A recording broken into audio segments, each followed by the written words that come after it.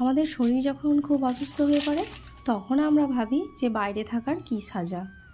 আমি কাজল, blog by কাজলের নতুন একটি ব্লগে বড়দের প্রণাম জানাই আর ছোটদের স্নেহভরা ভালোবাসা। জানেন, কাল রাত থেকেই শরীরটা ভীষণ খারাপ, জ্বরও হয়েছে, তার সাথে সর্দি, মাথা ব্যথা, সব মিলিয়ে ভীষণই অসুস্থ। কিন্তু কি করব, বাড়িতে তো আর কেউ নেই, একাকেই সব সামলাতে হবে। যদিও বড়মশাই আজকে বলছিল বাইরে খেয়ে নেব, ওর সুগার আছে, আমার তাই ভীষণ ভয় করে বাইরে খেলে আবার অসুবিধা হবে। তাই সকাল সকাল উঠে যেটুকু পারি রান্নাবান্না বসিয়ে দিলাম।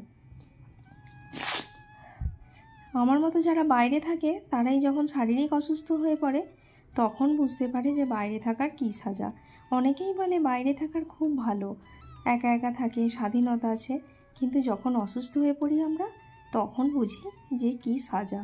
তখন কেউ আপনার পাশে নেই, আপনি খান না খান, শুয়ে থাকুন, উল্টে পড়ে যান, কেউ দেখার নেই। আবার আপনার সংসারও আপনাকে সামলাতে হবে অসুস্থ শরীর নিয়ে।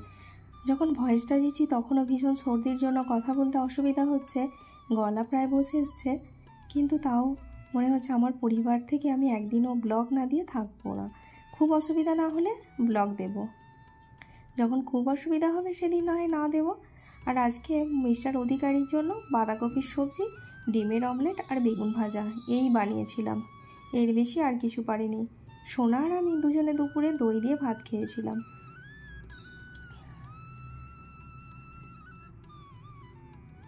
এমনিতে মিস্টার অধিকারী মাছ দিয়ে ছাড়া বাঁধাকপি খেতে চায় না, আজকেও আর কিছু বলেনি, এরকমভাবেই খেয়ে নিল। ওই পেঁয়াজ রসুন আদা দিয়ে বানিয়েছিলাম আর একটু গরম মশলা। তারপরে ও চলে যাওয়ার পর নিজেই যে বিস্কুটের কৌটো নিয়ে বসে গেছি চা খেতে।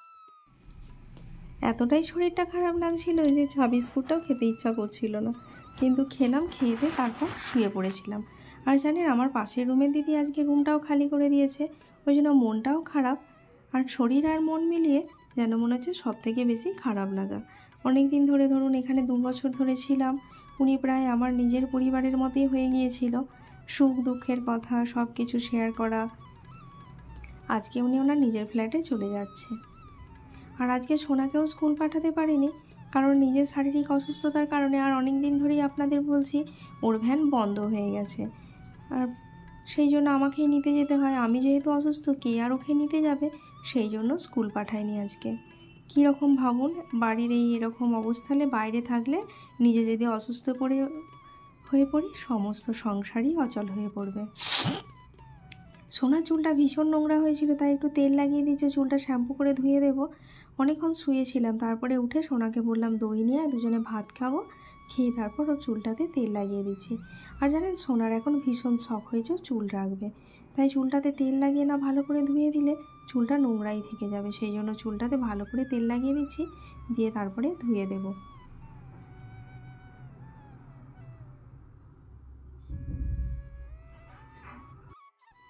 আর সোনার চুল জানেন খুব গ্রো করে।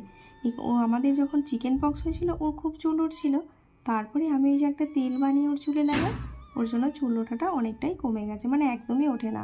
আর এই তেলটা আমি কী কী দিই সেই রেসিপিটা আমি আগের পুরানো একটা ব্লগে দিয়ে রেখেছি, আপনারা চাইলে দেখে নিতে পারেন। আর সোনা চুলটা তেল দিয়ে আধা ঘন্টার জন্য আমি বেঁধে রাখি এইভাবে, তারপরে চুলটা শ্যাম্পু দিয়ে ধুয়ে দিই। ও জানেন নিজে ভালো করে ধুতেও পারে না, সেই জন্য আমাকেই চুলটা ধুয়ে দিতে হয়। সবই যেন মায়ের ওপর নির্ভরশীল, কী আর করা যাবে, বড় হলে আস্তে আস্তে শিখে যাবে। আর সন্তানরা তো মায়ের কাছে সবসময় ছোটই থাকে। আর আজকে ভাবছিলাম সংসারের কাজকর্ম করব না, কিন্তু তারপরে মনে হলো না, ঘরটা না পরিষ্কার করলে কেমন নোংরা হয়ে রয়েছে, বলে আবার ঘরটাও মুছতে বসে গেলাম। আর এই যে আমার আর একদল সন্তান পড়তে চলে এসছে, ওরা আজকে খুব বদমাইশি করছিল। সোনা জানেন ও কেক বানাতে ভীষণ ভালোবাসে, ও সেই জন্য কেক বানাতে শুরু করে দিয়েছে। আর দেখুন ওর ডিম ফাটানোর অবস্থা, ছুরি করে ডিম কাটছে। আমি যদি একটু একটু হেল্প করে দিই, আজকে আমার শরীরটা একদম ভালো নেই, আমি তাই ওকে হেল্প করতে পারিনি, ও নিজে নিজেই বানাচ্ছিল। আর আগে ভাগে যে অরেঞ্জের জুস করে রেখেছিল, ডিম আর অরেঞ্জের জুস একসাথে মিশিয়ে দিয়েছিল, তারপরে গ্রেপস আর ফ্রিজের মধ্যে যা কিছু ছিল ফ্রুটস সব জুস বানিয়ে মিশিয়েছে। তারপর ও ছাঁকনি না পেয়ে এই যে আমার বড় ছাঁকনিটা নিয়ে ওর মধ্যেই ময়দা চালতে বসে গেছে। আর হাতে জানেন ফোসকাও তুলেছে, ওর ভীষণ কেক বানানোর নেশা। আর হ্যাঁ, কেকটা হয়েও গেছে, ভিডিও শেষে আপনারা দেখতেও পাবেন। আর বড়রা যারা আমার ভিডিও দেখছেন অবশ্যই আমাকে আশীর্বাদ করবেন যাতে আমি এগিয়ে যেতে পারি। আর ছোটরা তোমরা স্নেহভরা ভালোবাসাপূর্ণ লাইক দিতে ভুলো না। আর যদি চ্যানেলে নতুন হয়ে থাকেন, যদি ভালো লাগে আমার ভিডিও আর মনে হয় আমার পরিবারের একজন হয়ে থাকবেন, তাহলে অবশ্যই চ্যানেলটি সাবস্ক্রাইব করে পাশে থাকা বেল আইকনটি প্রেস করে দেবেন যাতে আপনার কাছে পরবর্তী ভিডিও নোটিফিকেশন চলে যায়। আর হ্যাঁ, অনেকেই আমার ভিডিও দেখেন, তাদেরকে অসংখ্য ধন্যবাদ। আপনারা ছোটো বা বড় আমি তো কেউ জানি না, আপনারা কমেন্ট করে জানাতে ভুলবেন না আপনারা কোথা থেকে কে দেখছেন, তাহলে অন্তত আপনাদের একটা আমি ধন্যবাদ দিতে পারি। আর এই যে সমস্ত ড্রাই ফ্রুট সোনা ভিজিয়ে রেখেছিল এর মধ্যে দিয়ে দিল। তার আগে 1 চামচ বেকিং সোডা, বেকিং পাউডার, অল্প পরিমাণে নুন দিয়ে দিয়েছে, আর চিনিরও 1 কাপ পাউডার করে রেখেছিল সেটাও দিয়ে দিয়েছে। আর এই যে কিছু কিশমিশও ভিজিয়ে রেখেছিল সেগুলো ওর মধ্যে দিয়ে ব্যাটারটা বানিয়ে নিয়েছে। তারপরে এই যে কেকের মোলটা নিয়ে নিয়েছে, ওর মধ্যে সাদা তেল লাগিয়ে, চাইলে আপনি বাটারও লাগিয়ে দিতে পারেন, দিয়ে তারপর এই সমস্ত ব্যাটারটা দিয়ে দিয়েছে, দিয়ে এইভাবে কেক বানিয়ে নিয়েছেন। আর আপনারা ক্রিসমাসে কেক বানিয়েছেন আমাকে অবশ্যই কমেন্ট করে জানাতে ভুলবেন না। আর যদি না বানিয়ে থাকেন এইভাবে, যদি না কেকের মোল্ড থাকে, সাধারণ এমনি বাটিতেও আপনারা বানাতে পারেন, অবশ্যই বানিয়ে নেবেন। আর হ্যাঁ, যদি আপনার কাছে বেকিং সোডা, বেকিং পাউডার না থাকে, তাহলে আপনি 1 প্যাকেট ইনো দিয়েও বানাতে পারেন। বেকিং সোডা, বেকিং পাউডার কিছুই লাগবে না, শুধু ইনো দিয়েই হয়ে যাবে। এই যে তারপরে ও কী করছিল, চকলেট সিরাপ ওর মধ্যে দিচ্ছিল। আর হ্যাঁ, ভ্যানিলা এসেন্স দেয়নি, কারণ আমার ভ্যানিলা এসেন্সের স্মেল একদম ভালো লাগে না, আর সোনারও ভালো লাগে না।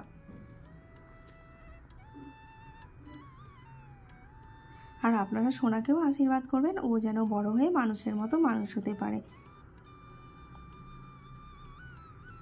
আর সোনা জানেন, আমার যখন শরীর খারাপ হয় ও সবসময় বলতে থাকে, মা কি খাবার করবে, কোথায় খাবার পাবো। ওনা ভীষণ টেনশান করে। আমি যেন শরীর খারাপ হলেও ওকে খুব সহজে বলি না। আর ও কথা বলতে বলতে কেকের ব্যাটারটা ও মোল্ডের মধ্যে দিয়ে দিচ্ছে, আর আমি পাশে দাঁড়িয়ে দাঁড়িয়ে দেখছিলাম। তারপর ও গ্যাস জ্বালাতে পারে না, আমি গ্যাসটা জ্বালিয়ে একটা ননস্টিকের তাওয়া বসিয়ে ওর মধ্যে বালি না থাকায় নুন দিয়ে দিচ্ছি। আর এই নুনটা জানেন, আমি প্রায় বিগত 2-3 বছর ধরে কেক করি। তারপরে এই যে প্যাকেটের মধ্যে রেখে দিই, আবার যখন কেক বানাই ওটাতেই বানাই। তারপর ব্যাটারটা ও নিজেই বসিয়ে দিয়েছে, আর ওই ঢাকা দিয়ে দিয়েছে। তারপর জানেন, আমাদের ওই পাশের রুমের দিদি, বললাম না আজকে চলে গেছে, আমাকে বেশ কিছু মানি প্ল্যান্ট দিয়ে গেছিলো। আমি ওগুলো ছোটো করে কেটে, এই যে একটা জলের বোতলের ওপরের এটা কেটে ফেলে দিয়ে, এই ফ্রুটির বোতলটা ওর মধ্যে ওগুলো দিয়ে একটু জল দিয়ে রেখে দেবো, পরে একটা টাব নিয়ে এসে বসিয়ে দেবো। গাছ তো বাঁচাতে সবই ভালো লাগে, কিন্তু আবার আমারও ট্রান্সফার হয়ে যাবে, তখন এদেরকে আবার যদি ছেড়ে রেখে যেতে হয়, এই আমার ভয় করে জানেন তো। তবুও বসাই, গাছগুলোকে দেখে তো আর ফেলে দিতে ইচ্ছা করে না, ভীষণ বসাতে ইচ্ছা করে। আপনাদেরও কার কার গাছ লাগাতে ভীষণ ভালো লাগে আমাকে অবশ্যই কমেন্ট করে জানাবেন। আর আজকে জানেন, রাতে আর রান্না করতে ইচ্ছা করছিল না, তাই ভাতের মধ্যে সব কিছু দিয়ে ভাত বানিয়ে নিয়েছিলাম। আলু ভাতে দিয়েছিলাম, আর একটু বেগুন ভেজেছিলাম, ডাল সেদ্ধ দিয়ে দিয়েছিলাম, ব্যাস এটাই ছিল আমাদের রাতের মেনু। আর এখন প্রায় 9টা মতো বাজে, আপনাদের অনেকেরই হয়তো খাওয়া দাওয়া হয়ে গেছে। আমিও আজকে বরমশাই এলে খুব তাড়াতাড়ি খেয়ে শুয়ে যাব, কারণ আমার আজকে শরীরটা বললাম না একদমই ভালো লাগছে না।